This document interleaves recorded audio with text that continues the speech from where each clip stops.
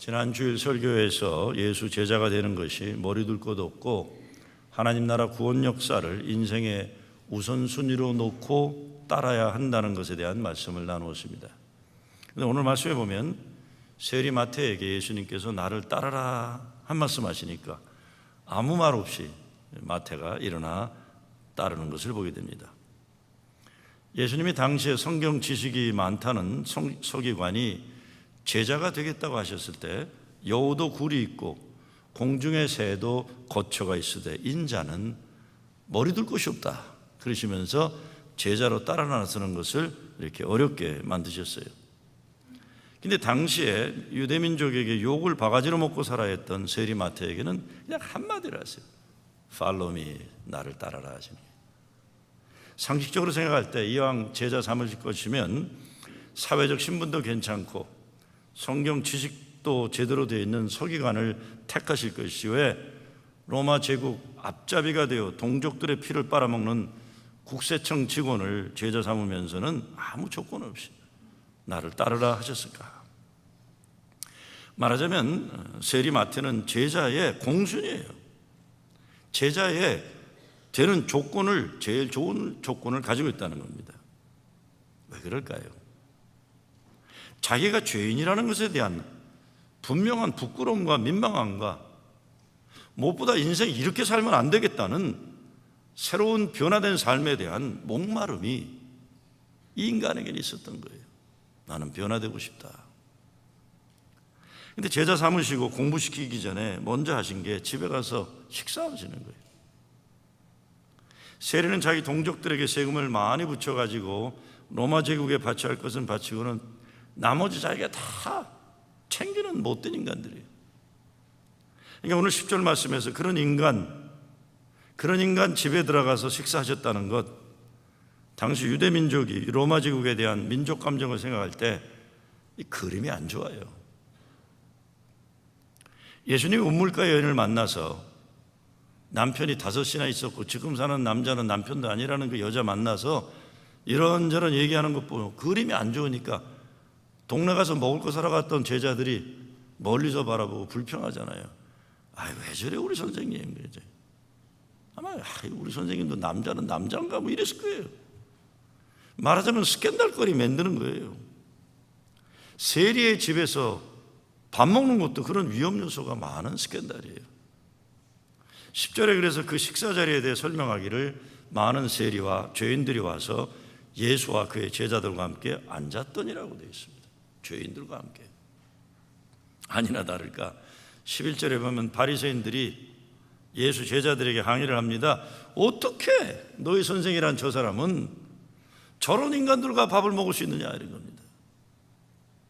그 말은 예수 종교 지도자의 자격이 없다라는 증거를 찾았다는 겁니다. 이 말을 듣고 예수님께서 12절에 얘기하는 거예요.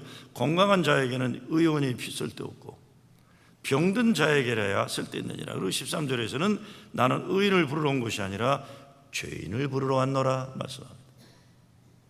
우리 모두는 용서받은 죄인들입니다.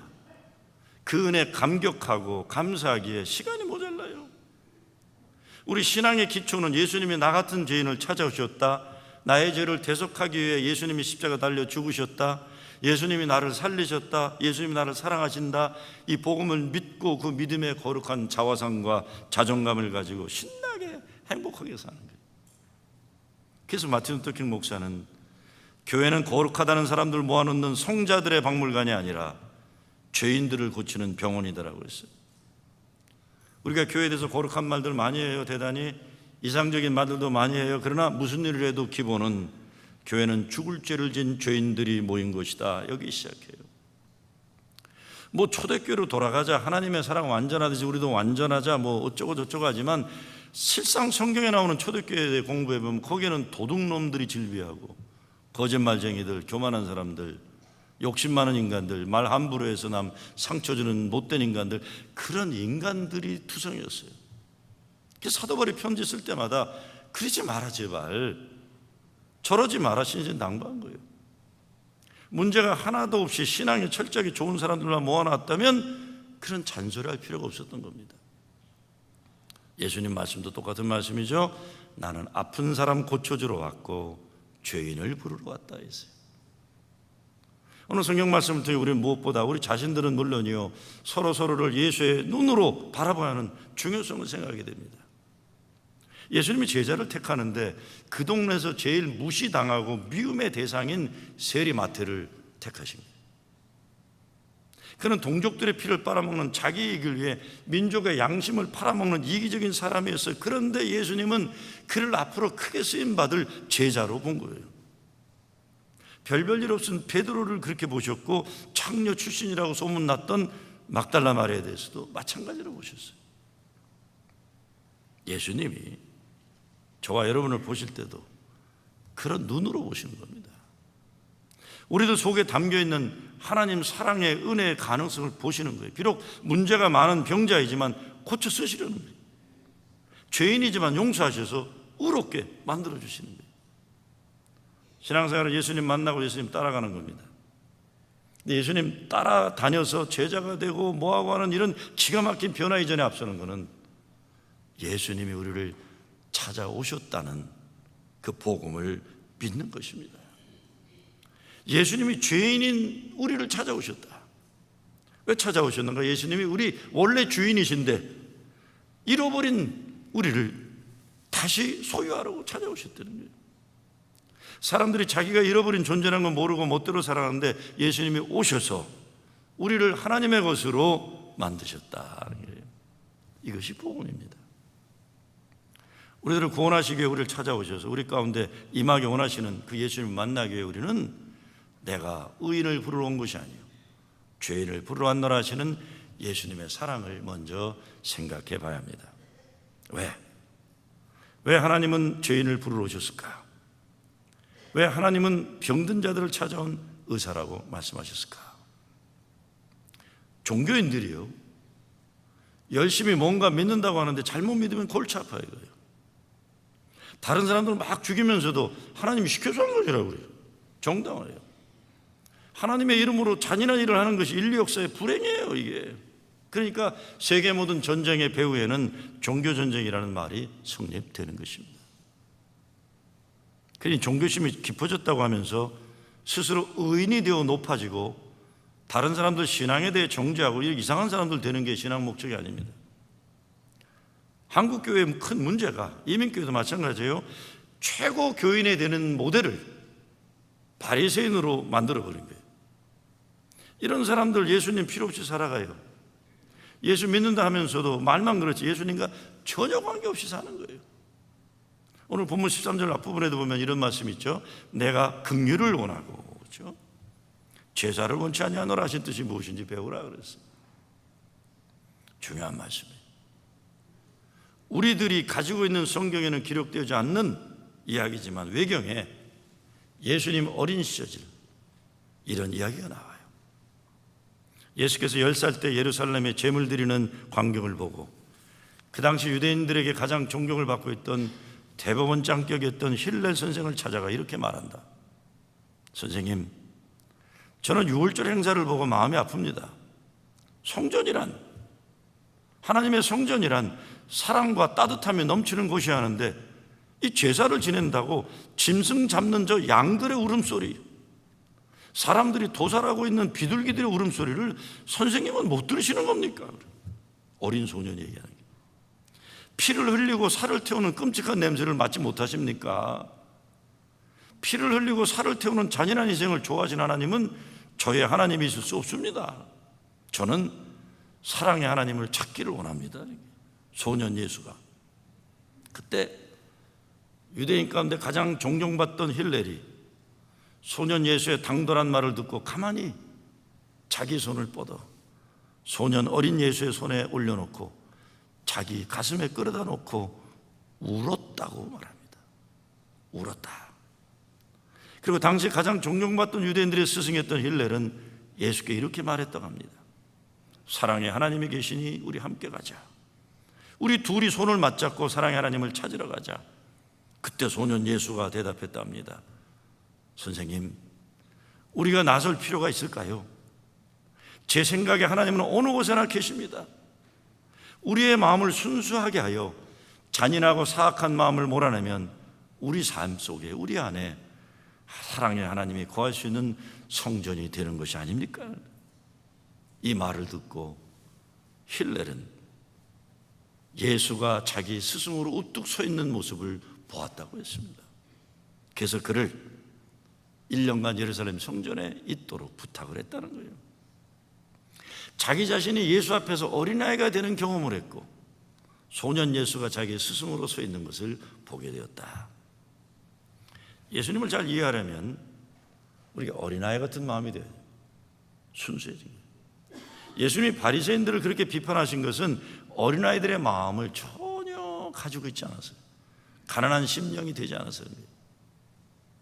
바리새인들은 원래 기원전 150년경에 막가비 시대에 유대교의 율법을 철저히 지킴을 통해서 민족의 주권을 회복하려던 철저한 신앙운동이었어요. 유대 민족에게 있어서 예수님 이전에 가장 중요한 정신적 기둥이 유대교였습니다. 바리새이즘이었습니다. 그런데 이런 종교적으로 철저하고 민족의 주권을 회복하려는 훌륭한 집단이 어떻게 예수님과 가장 적대적인 집단이 되었을까? 이것이 우리에게 성숙한 믿음의 판단을 요구하는 겁니다. 가장 하나님을 잘 안다고 하고 가장 민족적이라고 하고 가장 종교적이라고 하는 이 집단이 예수님을 대적하고 예수님을 십자가에 못 박도록 음모했다는 거예요. 바리새 운동의 시작은 고상하고 위대한 것이에요. 철저하게 율법을 지켜서 로마 제국으로부터 민족의 주권을 회복하고 하나님 택하신 선민으로서의 민족 재건을 꿈꿨던 사람들이에요. 근데 이런 집단적 자기교만에 빠르게 된 거예요. 유대민족 엘리트 특권 그룹을 형성하게 되었고 일반 백성은 자기들이 만드는 율법에 생각 없이 따르도록 만들어버린 겁니다. 종교 엘리트의 독재가 시작되는 거예요. 종교 엘리트들의 문제는 자기 스스로의 의를 세우는 겁니다. 그 다음에는 자기들은 다 잘하니까 다른 사람들을 잘못하는 종교 헌병대 노릇하게 되는 거예요. 그리고 끊임없이 종교적인 무거운 짐을 얹어주는 것을 일삼는 집단으로 전락한 겁니다. 그렇다고 솔직한다고 나쁘게 마음대로 살라는 거 절대 아닙니다. 그래서 예수님이 너희 의가 서기관과 바리새인보다 더 낫지 못하면 결단코 천국에 들어가지 못하리라 하신 거예요. 서기관과 바리새인보다 더 말씀을 잘 지켜야 된다. 죄의 두 가지 종류가 있어요. 하나는 sins of the spirit, 영의 죄, 마음의 죄가 있고 다른 sins of the flesh, 육신의 죄가 있어요. 육신의 죄의 측면에서 볼 때 바리새인들은 깨끗한 사람들이에요. 그러나 그들은 가면을 쓰고 살아가는 영의 죄, 남들을 정죄하는 마음의 죄를 지고 사는 사람들이에요. 예수님은 영의 죄는 영적인 존재인 하나님의 사람들이 있어 가장 치명적인 죄로 여기셨기 때문에 육신의 죄를 짓고 있는 인간들보다 영의 죄를 진 인간들을 더 질책하신 거예요. 육신의 죄를 진 세리와 죄인들과 밥을 먹으신 거예요. 그 성경에 구원받은 존재들 보면 삭개오나 막달라 마리아 같은 죄인들이 많아요. 그 이유는 그들은 더 이상 자기들을 보호해 줄 수 있는 보호막이 없어서 하나님을 의지하지 않으면 안 되는 가난한 심령을 가진 존재들이 된 거예요. 하나님을 필요로 하니까. 도마복음이라는 책이 있어요. 마태, 마가, 누가, 요한 복음처럼 정경에 포함되지 못했지만 초대교회에 보면 마리아 복음도 있고 베드로 복음도 있고 도마 복음이 있어요. 도마복음에 보면 제자들이 예수님께 이런 질문을 합니다. 선생님, 언제나 저희들에게 선생님의 참모습을 볼 수 있게 하시려나요? 예수님이 이렇게 답합니다. 너희들이 입은 옷들을 부끄럼 없이 벗을 때이다. 너희들이 어린아이들처럼 옷을 벗고 발 아래에 둘 때 나를 볼 수 있다. 그렇게 될 때 비로소 너희들은 나를 두려움 없이 만날 수 있다 그랬어요. 무슨 말입니까? 껍데기를 벗어버리는 거예요.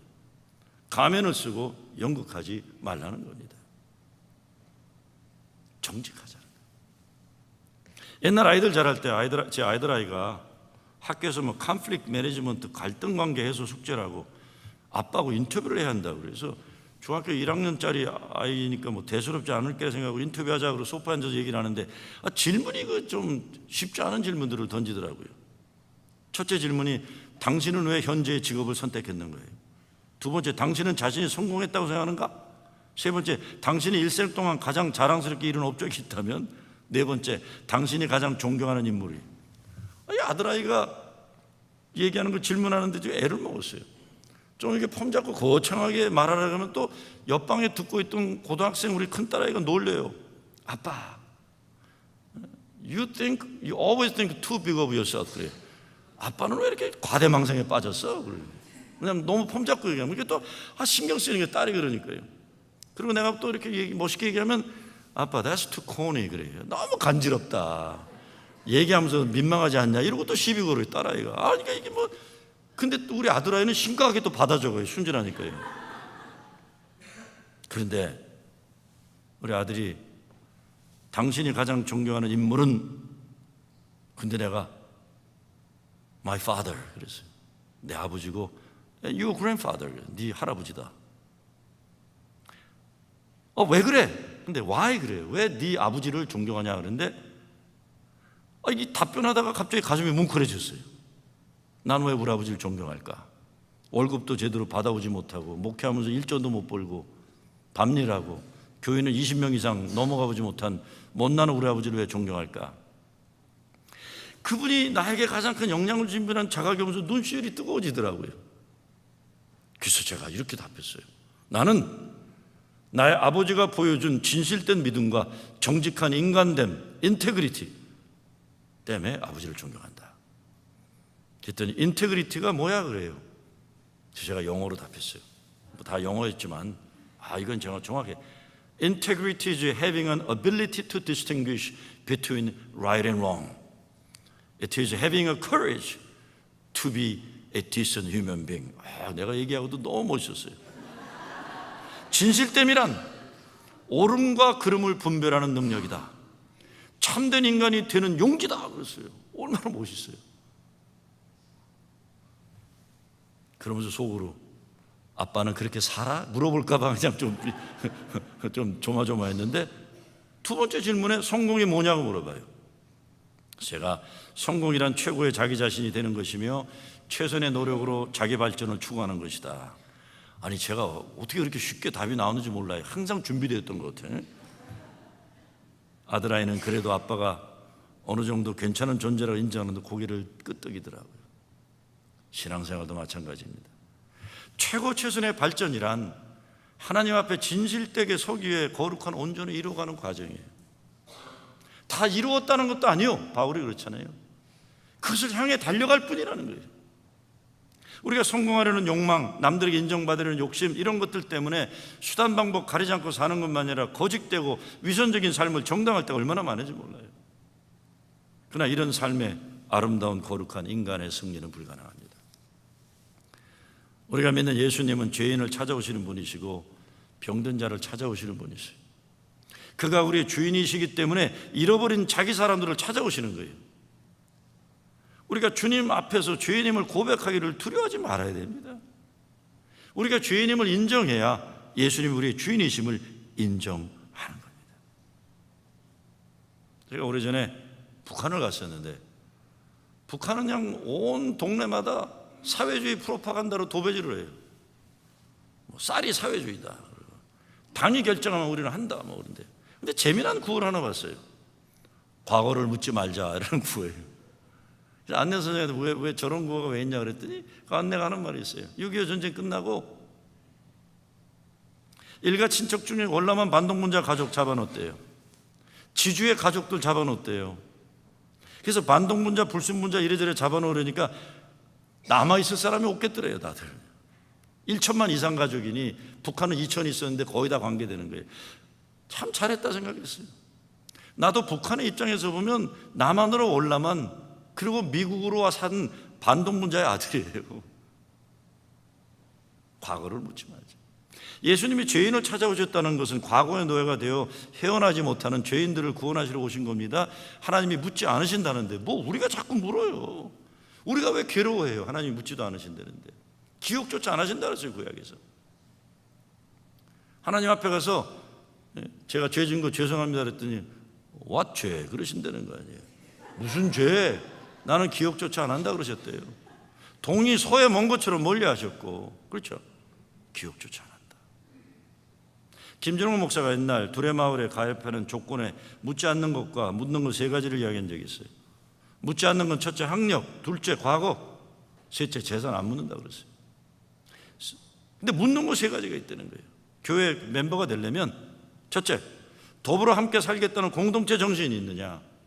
둘째, 땀 흘려 함께 일하겠다는 노동 정신이 있느냐. 셋째, 나보다 어려운 처지에 있는 이웃을 섬기고자 하는 봉사 섬김의 정신이 있느냐. 이 세 가지를 묻는다 그랬어요. 우리 교회도 이런 교회 되면 좋겠어요. 제가 1980년도 초반 부목사로 있었던 보스턴 한인교회에서 반주자로 사역하던 세상적인 훌륭한 조건 많았는데 그 집사님이 항상 무엇인가 알지 못할 그 허전함과 불안으로 고민을 많이 하는 분이 계셨어요. 아버지가 서울대 음대 학장인가 이런 것도 해주시고 참 그 집안도 좋고 남편도 진짜 한국 나중에 어디라고 얘기 안 하겠습니다. 아주 최고 기업의 상무까지 된 대단한 집인데 이 집사님이 둘째 아이를 낳고는 마음 상태가 불안해져 갖고 새벽 2시, 3시에도 벌떡 일어나 갖고는 지하실에 있는 그랜드 피아노를 미친 듯이 치는 거예요, 피아노를. 그러면 남편은 착해 갖고 둘째 아이를 안고 그 와이프가 피아노 치는 동안 지가 아니죠. 그분이 자기의 손톱을 이렇게 깨물어 가지고 주일날 보면 피가 나와요. 저하고 착한 친했던 분들이기 때문에. 이 브롱스에서 살던 분인데 옛날에. 아니 세상적인 조건이 그렇게 좋은데 뭐가 저놈의 집안은 왜 이렇게 고민이 많은가. 내 어린 나이에 이해를 못해요. 20대였으니까요. 근데 어느 날 문제가 터졌어요.